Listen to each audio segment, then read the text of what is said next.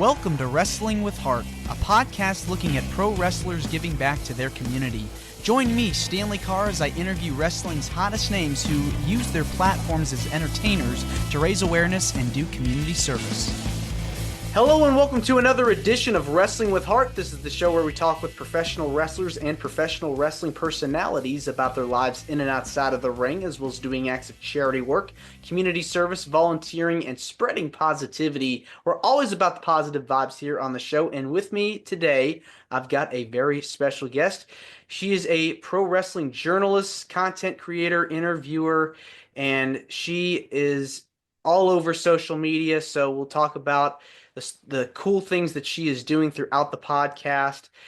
Pleased to welcome the one, the only Xenia. Welcome to Wrestling with Heart. Hello, thank you so much for having me. Yes, it's my pleasure. So, talk to me about your childhood. Where did you grow up? So I grew up in Russia. I grew up pretty much all over Europe, but mostly Russia. I'm part Russian, part Romanian. But I did also spend a good chunk of my childhood in Spain, which is where I mostly reside right now. Um, I have nothing to complain about in terms of the privilege that I was lucky to have. I have a good family, I had a good upbringing, I had a good childhood, I had a good education, and I'm very thankful for that because I feel like that was part of what even pushed me towards creating anything at all and towards being where I'm at and towards having the skills that I have and even speaking the language that I'm speaking into you right now. Well, it's the cool thing about creating things. Is it all starts when you're young. Talk to me about some of like the first things you remember writing as a kid. That's such a good question. I've never been asked something like that, but I'm glad that you asked because in terms of my like official content creator journey, right? I always say that I've been doing it for 7 years, but the real truth behind it is that I've been creating something for as long as I can remember. I've been writing poetry since I was 9 years old, I want to say, or 8 years old. I could never play music like a musical instrument until I was older, but I always liked to sing, and I would write like song lyrics, like or what I intended to be song lyrics, and I used to write stories and. A lot of people don't like mention that part of their biography, but they did used to write fan fiction. And I do think that it doesn't have to be something shameful, even though it can be cringy because for a lot of people, it's their first introduction to writing. It's their first step, right? And I'm definitely not proud of some things that I've written, but it's something that definitely, again, circling back to this, helped me learn English because I would write fan fiction in English as early as 12, 13 years old. Um, and yeah, definitely people tell me that I'm good at writing, and it never really strikes me as something that's one of the main things that I do because I don't write that much. I write on demand, I write whenever my journalist friends need a contribution for an article, or whenever there's an opinion piece, or whenever I need to write something for my media clients as a reminder or guide or anything like that, but I never think of myself as a person who writes. But now that you ask, I have been writing my entire life. Yeah. Do you remember the first pieces of poetry or stories that you can recall that you remember writing about? I don't remember anything by heart. I don't remember. I don't even remember my recent poetry by heart. I still write poetry, but at this point, I write it just very strictly for myself. It never escapes my drawer. I do sometimes post it on like a close friend story, so like maybe the biggest audience it will get is like 11 people. But no, I don't remember anything by heart. But I remember I had this like tiny little notebook that I would write everything in. And another fun fact, I've always still have a horrible, terrible handwriting, almost indistinguishable.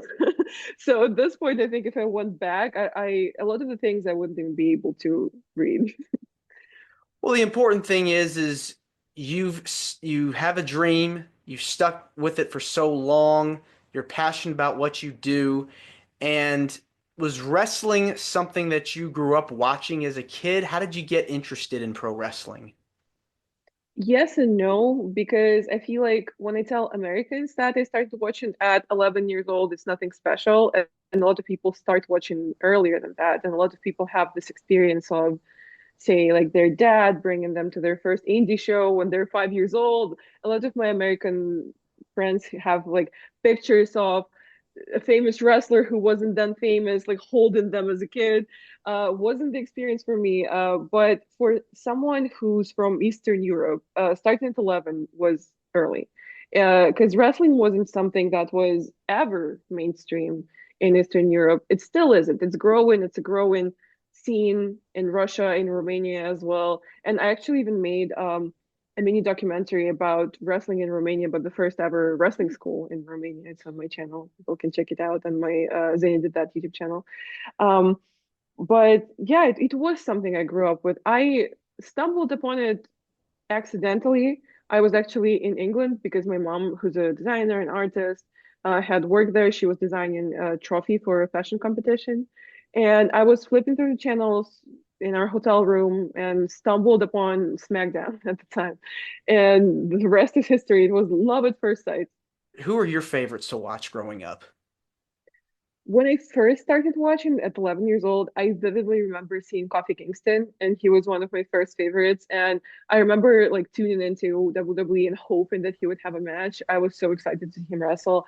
But as I like became a fan, some of my favorites who are still favorites were Edge. uh, for some reason, 12-year-old me had a crush on the this like disgusting heel Edge. She thought he was the coolest. The Miz as well. I did really like Randy Orton as well, and I still do. Yeah, like you said, it was a lot of star power back then. And for me, I think the period where I became more of a conscious fan and I began to delve deeper was more in the early 2010s, which a lot of people look back on as this kind of downhill era after ruthless aggression, right? Which, PG to era. an PG era, to an extent is true, but to me, just such a nostalgic time period that I love it, and I still rewatch some of the stuff from that time. Yeah, it's always when you're a kid that's like the greatest era for Yeah, professional wrestling. It's always subjective. true. For others, it's the rock and wrestling era, some like the Attitude Era if you grew up in the Attitude Era, Ruthless Aggression era, PG era. It's very subjective to enjoy the wrestling that you really thought was the greatest was when you were a kid. And so there's never a better feeling in the world. But it's crazy now. I feel like we're in such a boom period. There is so much wrestling content out there now. It's crazy. Yeah, absolutely. It's an amazing time to be a wrestling fan. There's something for everyone.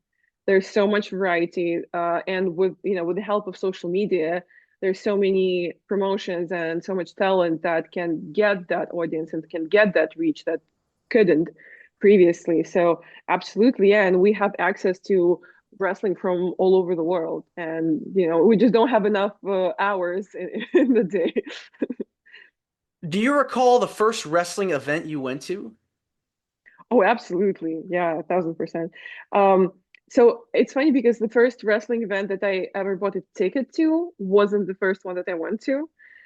Because the first wrestling event that I ever bought a ticket to, about a year out, was WrestleMania 29, Hmm. which is a massive first thing of wrestling to acquire a ticket for. Because, like I said, I was living in Eastern Europe, and I never really even thought that travel into the United States to see a wrestling show was an option. It never even really occurred to me because I wasn't working in wrestling. I wasn't making content at the time. I was just a fan, but I was a diehard fan.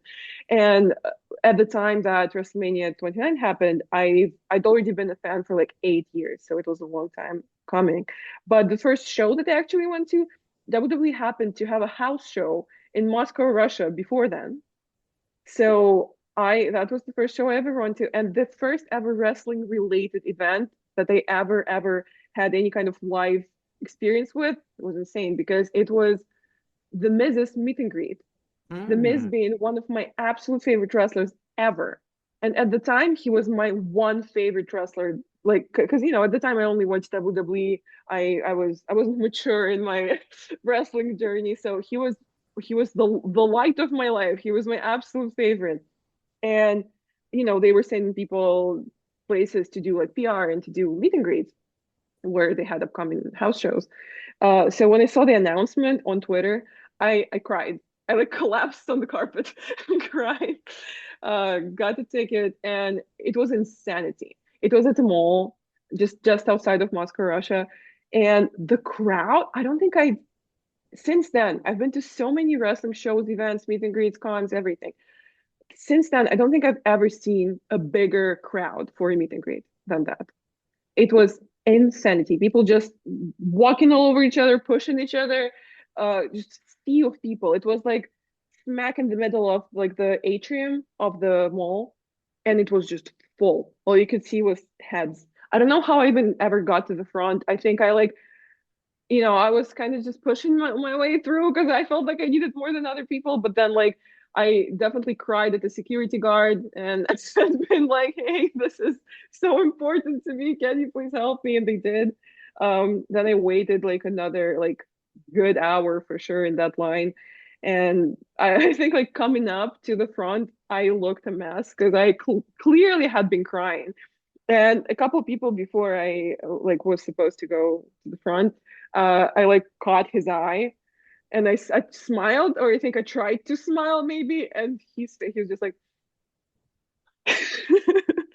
but it's a great memory. I haven't talked about it in a while. It's really cool that you asked this, but it's yeah, it's a beautiful memory for sure. There's no better feeling in the world than to meet your favorite wrestler, especially somebody that you've looked up to for so long. As someone who has also gone to so many wrestling shows and meet and greets and conventions, there's a lot of energy, as know when you go to these places because there's so many people there, like so many wrestlers Yeah, there. And Miz, definitely one of, in my opinion, probably one of the greatest heels of the modern era. Just his 1,000%. psychology and Mm. the way he carries himself on the mic and the way he carries himself just as a persona is Yeah. just unmatched. And the way he carries himself at events outside of kayfabe, like the way he carries himself at talk shows, at TV appearances, radio appearances, like there's not a better person in WWE right now to send out into the world to do this. And Miz was a heel at the time. I think it was 2012 or 11, I want to say. And he was a heel, but the Russian crowd was all over him. They loved him for some reason. And I think, maybe it was for a reason that they sent him to do this, but maybe statistically Russians love Miz. I don't know. I don't know what that's about. But it was amazing. And like that wall had like a graffiti wall where, if any celebrities were doing events there, they would sign it. And they prepared like a WWE themed mural for him to sign, and he signed it. And it was a whole thing too. It was so cold outside. It was March. But in Moscow, it's really cold in March. Like it's winter in March, pretty much. And he was wearing a suit, and his translator was wearing like she was like such a stereotypical like Russian middle-aged woman. She was wearing a full fur coat, a fur like hat situation, and he was just wearing a suit. It was crazy. Like he like I think he asked them for a pumpkin spice latte from Starbucks. But fun fact, first of all, Starbucks in Moscow only appeared like in the early 2010s. And the first year we got pumpkin spice latte was not until like maybe 5 years ago from now. So it was not a thing. So they didn't know what he wanted, so they brought him like a slice of pie instead of a coffee. It was fun. I think that's so cool that you're able to recall those memories forever ingrained. You always remember those first few memories that you For start going to sure. shows and events. I want to talk with you about your channel, how you got involved, started making content and videos. What made you decide to start putting together a YouTube channel? It was just a combination of all factors, honestly, because first of all, I'd been a wrestling fan for a while, but then I'd also been a YouTube fan for a while. I'd always liked YouTube as a medium, and I'd had, favorite YouTubers, and I'd had channels that I was following, and it was always something that in the back of my mind I wanted to do. But you know how sometimes we get these thoughts that like, oh yeah, like other people could do it, but maybe not me. Maybe, those cool people could do it, but not me. Um, And then at the time of me starting my channel, I was getting my bachelor's degree, and my bachelor's degree is in journalism and PR. And I was just kind of looking at all those aspects of my life, and I thought, hey, why don't I put the three together and give it a try? And when I started out, it was very much like traditional YouTuber. I didn't think I would work in wrestling. I didn't think I would work with wrestlers. I was just doing YouTuber stuff. I was doing reactions. I was doing a lot of wrestling figure unboxings. I haven't done one in ages, but I still love wrestling figures and I still collect wrestling figures. Um, and reactions, like try not to laugh challenges, like my top five this, my top five that, like this kind of stuff. But I was learning as I went, because I had zero previous experience with producing content, and I didn't know how to film, I didn't know how to do sound, I didn't know how to edit, and I had to teach myself to do everything. So some of those like early videos, especially me like watching it back, of how I talked. Like that's just the cringiest thing that you can ever put in front of my eyes is my early videos, because if you think I have an accent now, you should listen to me then. And I just had no idea how to, present, how to be in front of a camera. But I learned along the way, and I also look back at that period in my life with, with love, with excitement, with warmth. It was a fun time. Yeah, it can be hard to go back and listen to your own voice at Oh times, yeah. and because you go back and go, "Wow, this is what I sounded like. This is what I was doing." Crazy, But right? but now Yeah, you just whenever my friends want to like start creating content or want me to give them advice or to give them my perspective, I always tell them it's gonna be a curve of you absolutely hating how you sound for months. And then, your voice is going to change, how you talk to the camera is going to change, and also you're going to get used to yourself. Because, as humans, as animals, we're not supposed to listen to ourselves. We're not supposed to stare at each other as much as we do in this modern day and age. We're supposed to like catch a glimpse of our reflection in a lake maybe once or twice like in a year, but it's unnatural for a human to an extent. So it's something that's gonna happen, and you're gonna have to weather it. yeah, and you've gone to several conventions. I saw you were at WrestleCon recently, gone to multiple different events. What has been your favorite event to go to? That's such an impossible question. I don't know if I could tell you, because like you said, I've been to many conventions. I've been to, I think, like 200-ish wrestling shows in my my lifetime, or wrestling adjacent events, this kind of stuff. I genuinely can't pick a favorite. I can't do it. And you've interviewed people as well. Do you have any favorite I have, yeah. interviews that you've done over the years so far? Oof. I mean, I definitely have favorites. Same thing. I've interviewed over 100 people. I keep a list, and that's also a list only of the things that I've already posted. So in reality, it's more. And if you count things that, sometimes things inevitably go wrong. Sometimes you lose the audio. Sometimes something just doesn't work out. But if you count those, it's even more than that. It's probably closer to 200 at this point. And it's been a journey. It's been, like I said, over 100 people in three languages. Those people are from 20 countries all over the world. It's a crazy journey. Some of the favorite ones that I hold really close. Uh, Probably my best friend's interview, because they're my favorite tag team of all time. And it's actually the only interview that they've ever filmed inside of Daly's Place, which is also a very special, venue for AEW fans. So, and in itself, the interview, I really love it. I think the way it flows, it's really fun, and sometimes gets serious, and a lot of cool things that people don't necessarily know about them or they talk about. I also really like both my Nick Nemeth interviews, because I got, lucky enough to interview him before he embarked on his independent journey and after. So it's really cool to see the difference in outlook, even though both of those interviews are pretty short. And the first one barely talks about wrestling. We mostly talk about comedy. But he did manage to drop a pipe bomb joke about Goldberg that ended up making Fightful taglines. So that was fun. Um, But yeah, I think maybe those three I would pick as my favorites. You've also done some indie work as well as a journalist. Talk about how you got involved with that.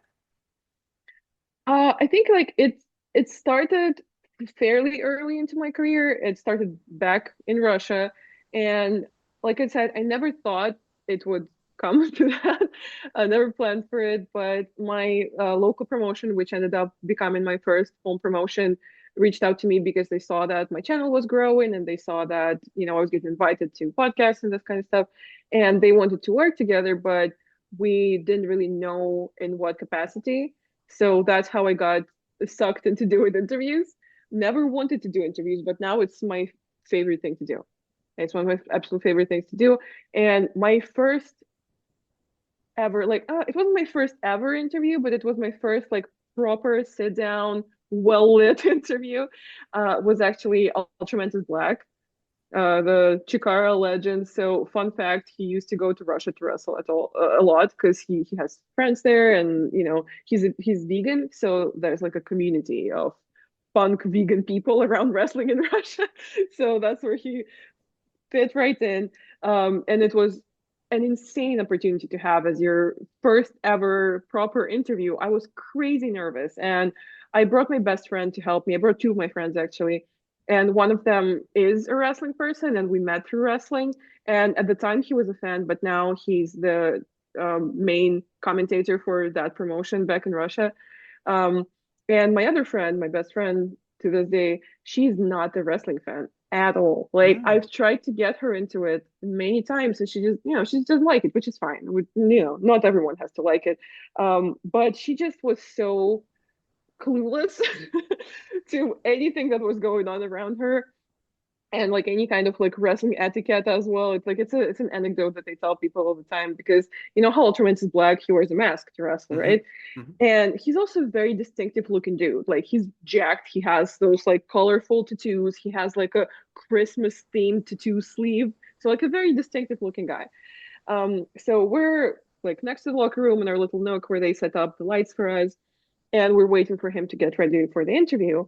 And like from the corner of my eye, I see him like taking his mask off. So my first instinct as a wrestling fan, as well as my wrestling friends, is to immediately look away. Meanwhile, my best friend is just standing there like just staring. And I was like, "Girl, look away." And she's like, "Oh, is this the guy we're interviewing?" I was like, "Yes, the jacked guy with colorful tattoos and a gold mask on is the guy that we're interviewing." So yeah, it just kind of happened, and I'm so glad that it did, because like I said, since it's been a crazy journey in a very thorough body of work, if I do say so myself. Yeah, once you have all that body of work, you can continue adding it and adding it and adding it, and then bam, there's just more opportunities awaiting. Where do Yeah. you see yourself? What's your goal, ultimate goal in professional wrestling? Where do you see yourself in the next few years? Not to get too like dreamy or sappy, but my main goal is to make wrestling a mainstream form of entertainment, or to help make wrestling a mainstream form of entertainment. I really feel like there's no hurdle whatsoever for wrestling to become something as big as football, something as big as movies, as big as Netflix, as big as TV shows. And I would really love to work with a bigger promotion in a bigger capacity to help make that happen, because like I said, I have, the education and I have the experience, and my master's degree is actually in new media. And I've just, with me making content, like I said, formally for 7 years, but really my entire life, and with me being so deeply immersed in wrestling, I feel like I've accumulated this very specific knowledge that lies in the intersection of media and wrestling. And I would really love to put it to good use and help make the world of wrestling bigger and better. Yeah, and definitely are very outspoken and are passionate about other causes as well. Talk Yeah. to me about some of the stuff that you've done to help out with in your community over the years. Yeah, one thing that I really believe in and it's really important to me is women's rights. I'm a proud feminist, and I've been this way for a long time now, for definitely over 10 years at this point. And I always feel weird about when people tell me, oh, you like it, or you're into it, or you're interested in it. I really don't view it that way. I feel like it's almost like having an optic, it's like having a lens, right? That once you snap it onto your camera that your brain is, you can't really take it off because you see the world differently. And me trying to help and trying to do something in that regard doesn't come from enjoyment necessarily. It comes from feeling like that's something that's right and feeling like that's something that I have the capacity and I have the platform to do. So I have to do it. I have to do it not in the way that like someone's forcing me, right? But in the way that I believe in it. So something that I started out with when I was very young, when I was like 20 years old, was public talks. I actually had my university in Russia help me with it and help me get spots at different conventions. So I had some public talks about rape culture, about women's rights, about like the invisibility of women in societal issues. And that's something that I've carried over to wrestling as well, because I feel like no issue in any given business, and wrestling is no exception, is just an isolated issue. I think anything that happens in wrestling is ultimately a reflection of the real world around us. So a lot of the time when something bad happens in wrestling, people are like, oh, wrestlers are horrible, or like, oh, this business is horrible. No, it's not that. It's the society, it's the people, it's the mindset, it's a cultural background, cultural context that we exist in. So I've been very outspoken about women's rights and representation in wrestling as well, and not just women's, just inclusion on the whole, and that covers all intersections. We call ourselves intersectional feminists because there's different types of oppression and there's different types of social setbacks people experience, and they intersect within each other. So, like I said, for example, like if you're a woman, you're going to have certain hardships, but if you're a Black woman, you're going to have even more hardship because those are the two intersections. So I've been, trying to platform people who can talk about their experiences, and especially people who have experienced things that I haven't as a white woman, as a cisgender woman. So I've tried to platform, trans women, women of color, to be able to talk about their struggles, and also, LGBTQ plus wrestlers. I had a show with High Spots that was called Did That Show, uh, where that was, it took a lot of work because it wasn't something that I usually would do because I like in-person things. I don't really like digital things as much because I just feel like the energy is different, but it was a product of its time. It was 2020, so it was the COVID times. So we had 3 episodes where every episode had a guest, a female wrestler on it. And in every episode, we talked about a different form of oppression that women face in wrestling. And they talked about their experience with it while I was also given a theoretical background on it. So that's something that I definitely would like to revisit in the future, but it's something that I'm proud of. So it's honestly, it's not, to me, it's not a thing in itself. It's just a lens that I view the world through. And I don't think there's barely any piece of content that I've created that doesn't have this lens on it. And you've also donated to some organizations as well. I have, yeah. Another cause that really like breaks my heart, honestly, whenever I hear about it is um, female genital mutilation. And it's something that blows my mind that's still a problem in our society. And I've donated some of the proceeds from my merch to organizations who combat that. I've also planned to do that with my cameo. With my cameo, I'm having complications because I'm in Spain, and apparently you can't have a cameo in Spain. So I'm trying to figure out a way to do it outside of that. But it's something that's so crazy overlooked, and it's just and even honestly, like even the name, because some people call it like female circumcision, and I'm very, very against that name because it does not at all represent what happens. Because when you say that, people who are not informed, which there's no crime in not yet being informed, hear it and go like, well, but there's male circumcision that happens all the time. I'm pretty against that too, but that's a whole different topic, right? But it's not at all that. It's an outdated practice that's specifically aimed at making women disabled, at making women submit, at making women depend on men.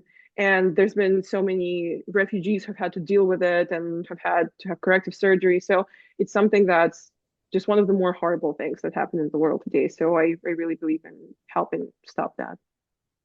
Yeah, I mean, if you find something that you're really passionate about, helping is just so important just because so many people are going through so much. So it's important to stand for those and fight for those rights. Yeah, yeah, absolutely. And like I said, it's something that you can't forget. Once you've learned, you can't unlearn.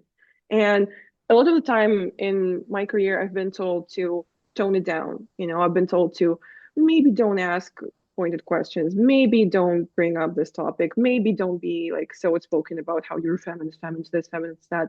But it's hard at this point. It's hard to not be that. Yeah, I mean, it's, it's horrible, what women go through and people that have been abused and neglected, and we can only want them to feel safe and feel like they're protected and they have a voice and a platform like what you're doing right now. Why do you feel passionate about giving back to your community? Ooh, that's a good question. I don't know, maybe because I feel like when we're talking wrestling, right? When you say my community, I think wrestling immediately because ultimately my community is intertwined with wrestling. I barely even have any non-wrestling friends. So when I think my community, I think wrestling.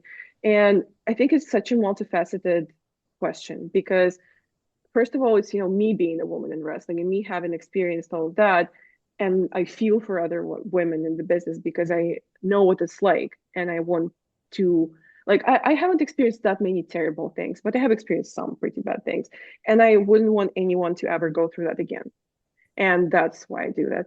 But then, like when it comes to inclusion, it's just that I feel like the beauty of wrestling is that it is for everyone and it can be for everyone. And the more diverse it is, the better, and the more beautiful and wonderful and robust the product is going to be. And the more people are going to feel included, the more fans are going to feel included. The more people are going to feel like they do have a place in wrestling and they can train and they can become this, the more role models they have. So I feel like it's so important because if we only have like white straight dudes in wrestling, how boring is that going to be? It's just counterintuitive for anyone who's even remotely in wrestling. It's just not something that anyone would want to watch. But then when it comes to smaller promotions, for example, like I started in a small promotion that wasn't small for Russia. It's the biggest and the oldest promotion in Russia, IWF Russia, Independent Wrestling Federation. It's my first home promotion and I love it dearly. But in the scope of the world of wrestling, it's a tiny little thing. It's a tiny drop in the ocean. And that's why I wanted to spotlight the Romanian wrestling school because for me it's just incredible to see a whole new scene bud in a small country and there's nothing and like there's a group of like 20 people and that's it. That's the entire wrestling scene and that's crazy. But a lot of people look down on like indie wrestling like that. But I truly feel like that's where the heart and soul and spirit of wrestling lives. If it wasn't for those promotions, we wouldn't have AEW, we wouldn't have WWE, we wouldn't have, I don't know, TNA, because they wouldn't have the material, they wouldn't Yeah. have the talent, they wouldn't have the fans. Because, like I said, I didn't experience that, but a lot of Americans do. That like your dad brings you to your first indie show, and you see the bumps right in front of you. You high five the wrestler. You see the sweat, the tears, the blood, and it's just so much more personal and so much more alive than any WWE show would ever be. Yeah. So I feel like it's important to cultivate those. And that honestly applies to any industry, not just wrestling. If you love anything, music, theater, drag, whatever it may be, go support your local scene because that's where it flourishes and that's what uplifts it. Exactly.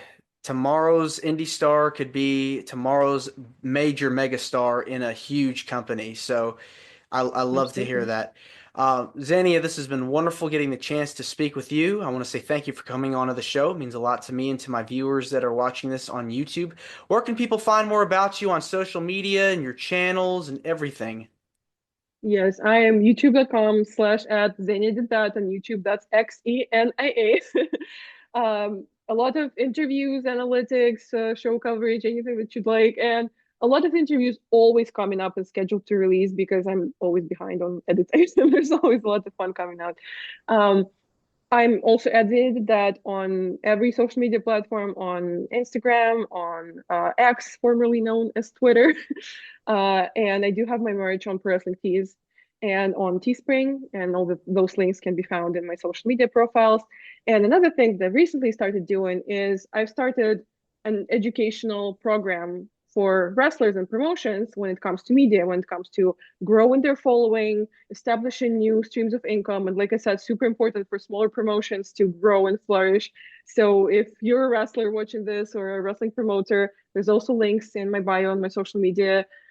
DM me or email me or click the link and schedule a call, and let's talk about it, and let's make the world of wrestling a bigger and better place. I love that. That is so cool. Wish you all the best with that and hope it Thank you grows. so much. Absolutely. Thanks again, Xenia, and you're more than welcome to come back. Absolutely. Thank you for having me. All right, take care.